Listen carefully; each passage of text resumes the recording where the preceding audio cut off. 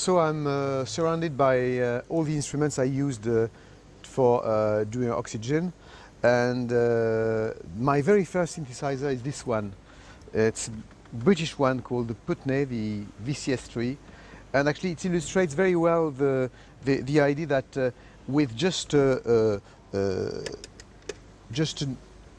noise like that, or like a white noise, kind of boring white noise, you can make interesting sounds, musical sounds with a bit of phasing and a bit of musical intention.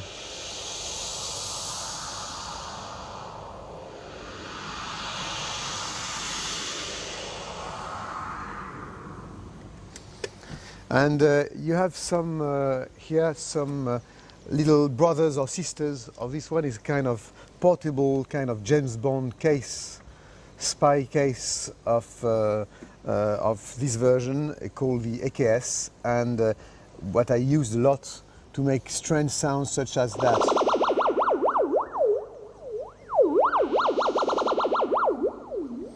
And there is no memory, so I need few of them for different family of sounds, like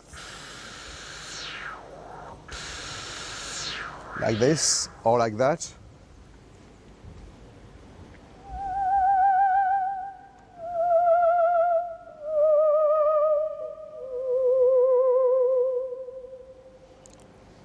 Here you have what I call the sequence part, the sequencer part, with a sequencer called matrix sequencer or digi sequencer.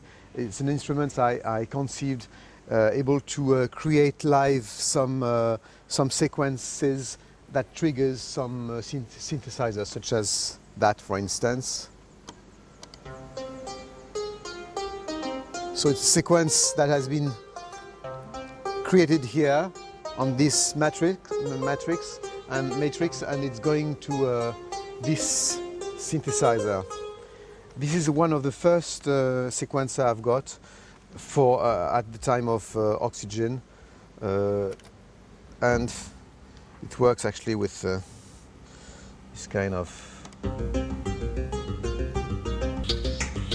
and where you can do everything live, and using, for instance,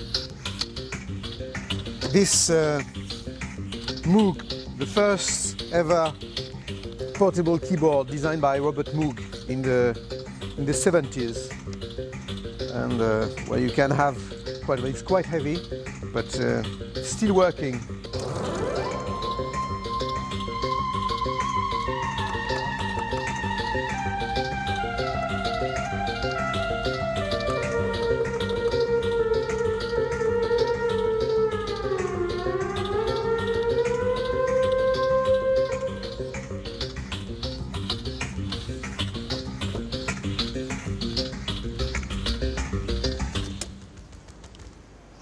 And this is the Eminent, another main instrument for Oxygene, like.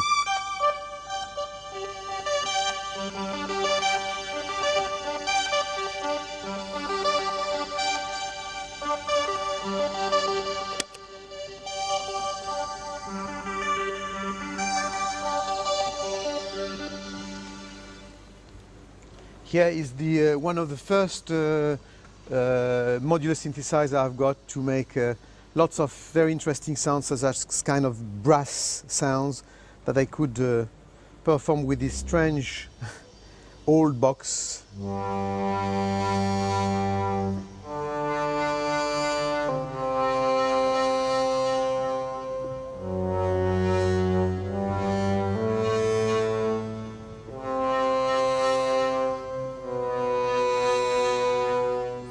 And these are some small backup notes, just when you have to work delicate moments all together. So just some backup notes when the brain is not working anymore. So these are very old modular, the first really modular. These really are part of the mythology, what I could call mythology of electronic instruments.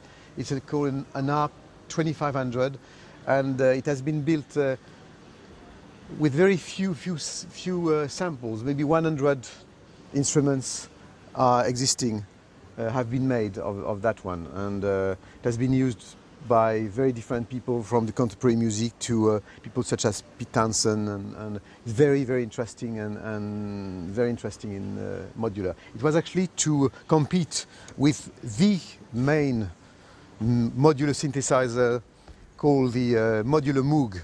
This one. It was really one of the first one I've got, also in the 70s, and popularized by Walter Carlos in Switch and Back. And this is very interesting also instrument called the Mellotron. It's actually the first sampler ever.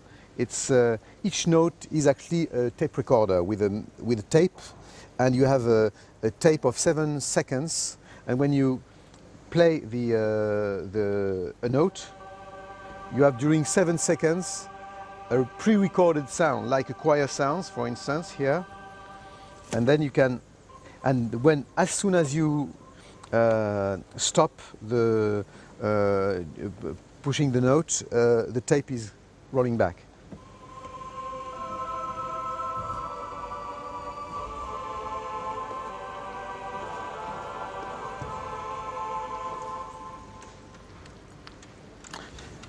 And one of the first electronic instruments ever made is called the theremin. It has been built by a guy called Leon Theremin in the 20s, and it's very poetic instrument.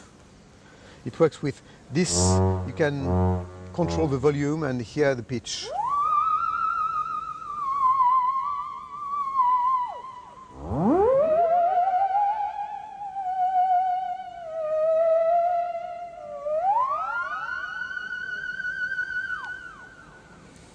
Very exciting instruments.